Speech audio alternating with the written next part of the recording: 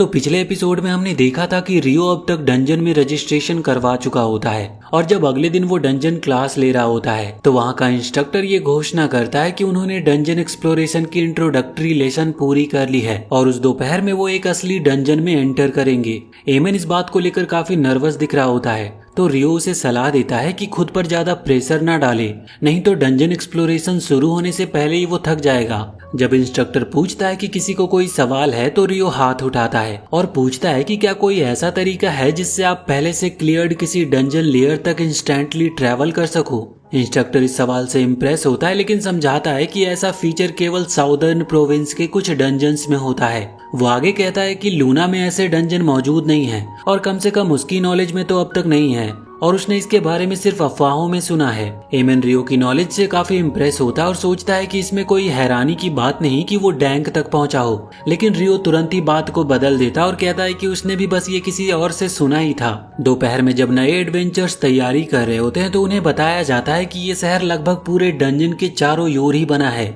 उन्हें बताया जाता है कि हर कुछ सालों में डंजन के अंदर मॉन्स्टर्स की संख्या अचानक बहुत ज्यादा बढ़ जाती है जिसे ग्रेट टाइडल बोर कहा जाता है। इंस्ट्रक्टर आगे बताता है कि इस दौरान कुछ मॉन्स्टर्स सतह तक आ जाते हैं और यही वजह है कि शहर में डबल लेयर्ड वॉल बनाई गई है शहर के प्रोटेक्शन के लिए। रियो समझता है कि आउटर वॉल शहर को बाहरी खतरों से बचाने के लिए है जबकि इनर वॉल डंजन से निकलने वाले मॉन्स्टर से रक्षा करती है।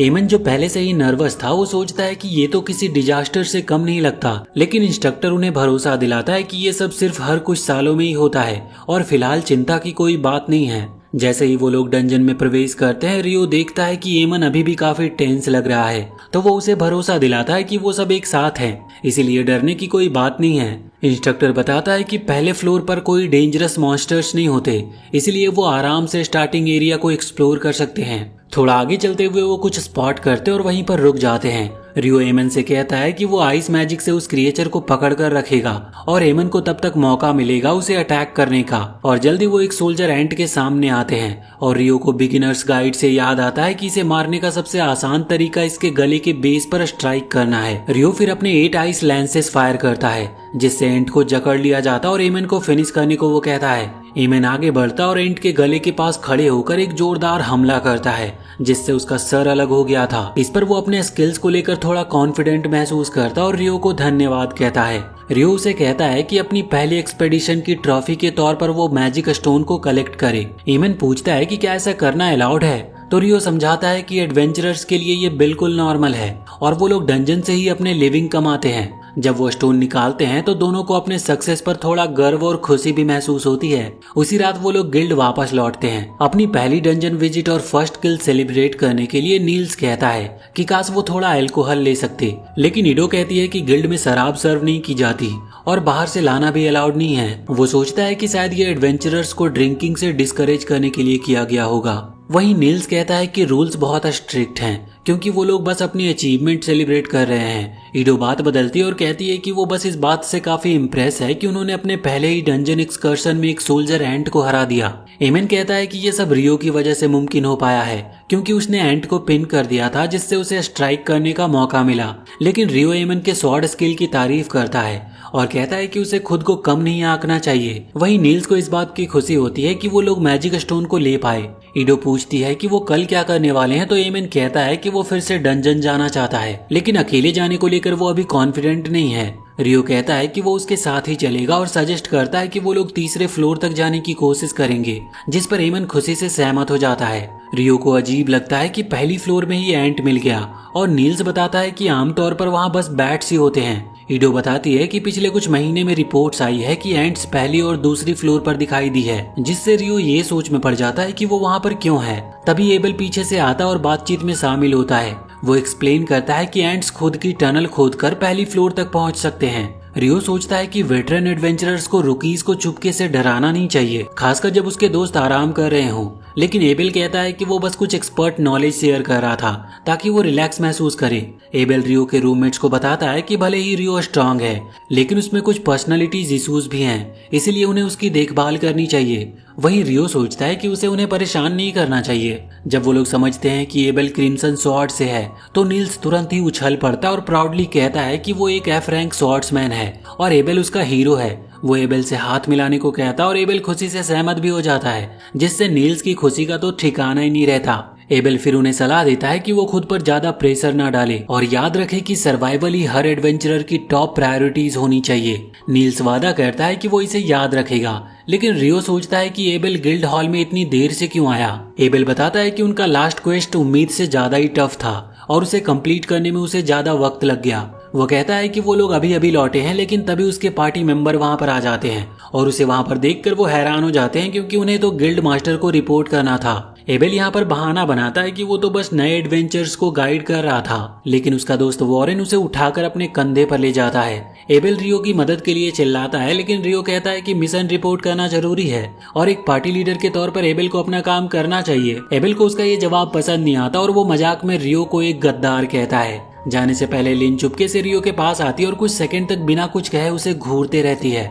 कुछ मिनट के बाद रियो के दोस्त क्रिम्सन स्वॉर्ड पार्टी से काफी इम्प्रेस होकर बातें कर ही रहे होते हैं। जब वो एबेल की तारीफ कर रहे होते हैं तो रियो समझ नहीं पाता कि वो लोग उसमें इतनी दिलचस्पी क्यों ले रहे हैं। उधर जब एबेल को गिल्ड मास्टर के पास ले जाया जा रहा होता है तो रिया लिन से कहती है कि लोगों को घूरा मत करो। वो शायद सोच रही थी कि लिन रियो को कैसे देख रही थी, लेकिन लिन जवाब देती है कि जब एबेल ने उसकी तारीफ की हो तो कोई भी क्यूरियस हो जाएगा। एबेल फिर कहता है कि उन्हें चिंता करने की कोई जरूरत नहीं है, बहुत जल्दी बाकी लोग भी खुद रियो की पावर देखेंगे। हालांकि बाकी लोग बस यही सोचते हैं कि वो कूल बनने की कोशिश कर रहा है। अगली सुबह एमन डंजन वापस जाने के लिए एक्साइटेड होता है, लेकिन रियो उसे याद दिलाता है कि धीरे चलो, जल्दी करने की कोई जरूरत नहीं है। जैसे ही वो डंजन के अंदर पहुंचते हैं उन्हें तुरंत मॉन्स्टर्स का सामना करना पड़ता है। रियो उन पर आइस लेंसेस का फायर करता है, जबकि अब पहले से कहीं ज्यादा कॉन्फिडेंट एमन एक वुल्फ के झपटने पर तेजी से रिएक्ट करता है और उसकी बॉडी को आसानी से काट डालता है। तभी एक और वुल्फ चुपके से एमन पर हमला करने की कोशिश करता है, लेकिन रियो फिर से आइस लेंसेस से हमला करता है, जिससे एमन को फिनिश करने का मौका मिल जाता है और हर फाइट के साथ एमन की सेल्फ कॉन्फिडेंट बढ़ती जाती है। जब वो सारे वुल्फ्स को हरा देते हैं तो रियो एमन से कहता है कि उसकी स्वॉर्ड्समैनशिप उसे एबेल की याद दिलाती है। फिर उसे याद आता है कि एमन ने पहले बताया था कि उसका टीचर भी एक फॉर्मर एडवेंचरर था जो उसी गांव से था। एमन बताता है कि उसके टीचर का नाम कीरा है और उसने कैपिटल के एक वेल नोन स्कूल में ट्रेनिंग ली थी। रियो कहता है कि उसे लगता है एमन में एबेल जैसा महान स्वॉर्ड्समैन बनने की पोटेंशियल है। एमन उससे काफी इम्प्रेस होता है क्योंकि वो एक मेज होने के बावजूद भी स्वॉर्ड्समैनशिप के बारे में इतना जानता है। रियो बताता है कि वो भी कभी एक मेंटर के साथ ट्रेनिंग करता था, लेकिन उसकी फाइटिंग स्टाइल ओरिजिनल है, इसीलिए वो नहीं जानता कि उसमें कितना स्किल है। फिर रियो एमन से पूछता है कि क्या वो आगे एक्सप्लोर करने के लिए तैयार है, तो एमन हाँ कहता है, लेकिन रियो सोचता है कि उसे थोड़ा और रेस्ट करना चाहिए क्योंकि उसकी फाइटिंग स्टाइल अभी भी काफी एग्जॉस्टिंग लग रही है। वो सलाह देता है कि एमन को रोज रनिंग शुरू करनी चाहिए ताकि उसकी स्टैमिना बढ़े और उसे याद दिलाता है कि एबेल भी सुबह सुबह पहले ट्रेनिंग करता था। रियो कहता है कि चाहे कोई कितना भी टैलेंटेड हो, हार्ड प्रैक्टिस जरूरी होती है और यही बात एमन को खुद को और भी ज्यादा पुश करने के लिए मोटिवेट करती है। अगले दिन रियो लाइब्रेरी जाता है ताकि एल्केमी के बारे में ज्यादा जान सके। वहाँ की रिसेप्शनिस्ट उसे कुछ इंट्रोडक्टरी बुक देती है जो कि एक बिगिनर्स गाइड होती है और दूसरी एक रेसिपी बुक होती है जिसमें काफी यूजफुल इंफॉर्मेशन होती है।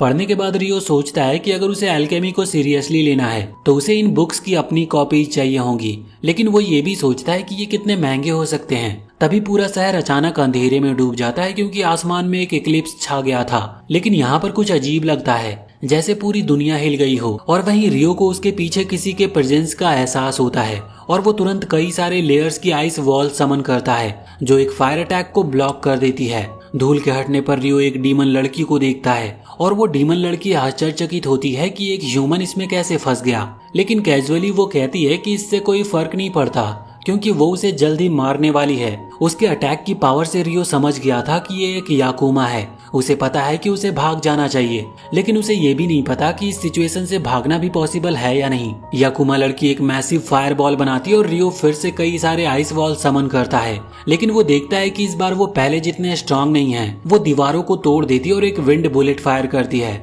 लेकिन रियो उसे डॉज कर लेता है जिससे उसका दिल बच गया था। वहीं वो लड़की बहुत हैरान होती है कि रियो ने उसके हेल फायर को ब्लॉक कैसे किया, और वो तो ये देखकर और भी हैरान होती है जब वो उसकी विंड लेंस को डिस्पेल कर देता है। तभी वो रियो के रोब को देखती है और समझ जाती है कि वो फेरी किंग से आया है, और यहाँ पर वो थोड़ा गुस्सा होते हुए कहती है कि उसे अपने हाथ खुद ही गंदे करने पड़ेंगे, और वो पास आकर हमला करने लगती है। लेकिन रियो यहाँ पर हार मानने को तैयार नहीं था। वो अपनी तलवार निकालता और उसकी स्ट्राइक्स को ब्लॉक करने लगता है। वो लड़की उसका मजाक उड़ाती है कि वो बहुत स्लो है, तो रियो आइस अटैक करता है, लेकिन वो आसानी से डॉज कर लेती है। रियो यहाँ पर जल्दी समझ गया था कि वो विंड मैजिक से इतनी तेजी से मूव कर रही है।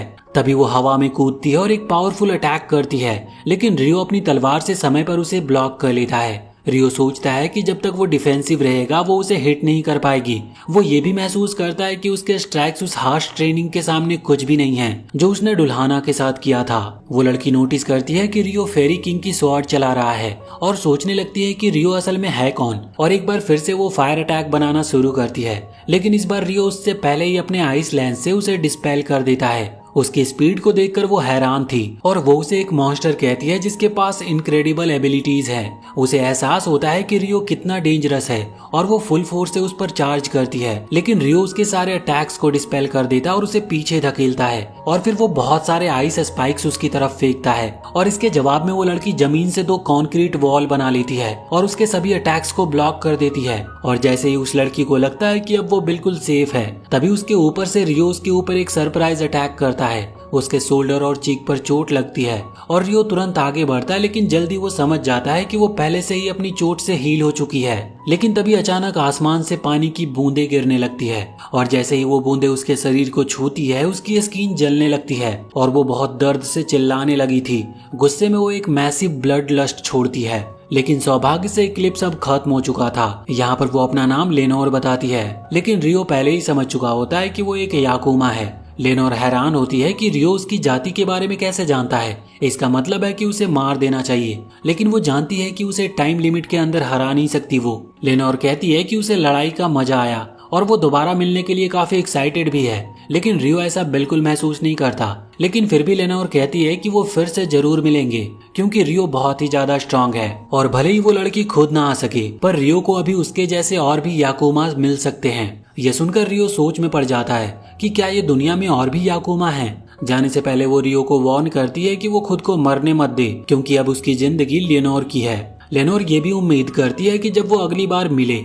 वो और भी स्ट्रांग हो चुकी होगी, और फिर वो अचानक वहाँ से गायब हो जाती है। रियो राहत महसूस करता है कि वो अब भी जिंदा है और सोचता है कि ये सब उसके रोब की वजह से संभव हुआ है, वरना उसके शोल्डर में अभी एक बड़ा होल हो चुका होता। आगे अब वो तय करता है कि उसका अगला कदम उन अल्केमी बुक्स को खरीदना होगा, इसीलिए वो पैसे निकालने के लिए बैंक में जाता है। पैसे निकालकर वो खुश होता है क्योंकि उसे एहसास होता है कि वो वेवरन स्टोन्स को गिल्ड में बेचकर काफी रिच हो चुका है। अब उसे अपनी रोजी रोटी की चिंता नहीं। लेकिन जब वो वापस अपने कमरे में लौटता है तो वहाँ पर कोई भी उसका इंतजार नहीं कर रहा होता। वो फिर से बुक स्टोर जाने का फैसला करता है ताकि वो अल्केमी बुक्स को खरीद सके, लेकिन रास्ते में वो देखता है कि कुछ एडवेंचरर उसके दोस्तों को सड़क पर परेशान कर रहे हैं। वो सुनता है कि उनका लीडर उसके दोस्तों से कह रहा है कि उन्हें हमेशा अटैक के लिए तैयार रहना चाहिए क्योंकि मॉन्स्टर्स कभी वार्निंग नहीं देते। लेकिन इससे पहले कि वो अपनी बातों को पूरी कर सके, रियो उन्हें अपने आइस मैजिक से नॉकआउट कर देता है। उनका लीडर डैन गुस्से में आकर रियो पर पंच करता है, लेकिन रियो आसानी से उसे डॉज करता है और अपनी स्वॉर्ड के हैंडल से उसे इतनी जोर से मारता है कि वो उल्टी कर देता है। इसके बाद रियो अपने दोस्तों को मैजिक पोशन देता है ताकि वो जल्दी रिकवर कर सके। फिर भी वो नोटिस करता है कि वो सभी थके हुए हैं और सुझाव देता है कि वो सब हॉट स्प्रिंग में जाकर आराम करे। बाद में हॉट स्प्रिंग में ईडो अपनी शोल्डर इंजरी को हीलिंग मैजिक से ठीक करती है। वह हैरान होती है कि रियो जैसे स्ट्रांग लड़के को भी चोट लगी है। एमेन पूछता है कि रियो किससे लड़ रहा था, लेकिन रियो उसके बात को टाल देता है और कहता है कि सही समय आने पर वो खुद ही बताएगा। और इसी के साथ ये वीडियो यहीं पर खत्म होती है। तो इसके आगे की कहानी अगर आपको जाननी है तो हमें कमेंट सेक्शन में जरूर बताएं, और वीडियो अगर पसंद आई हो तो चैनल को सब्सक्राइब करके बेल आइकन जरूर दबा लें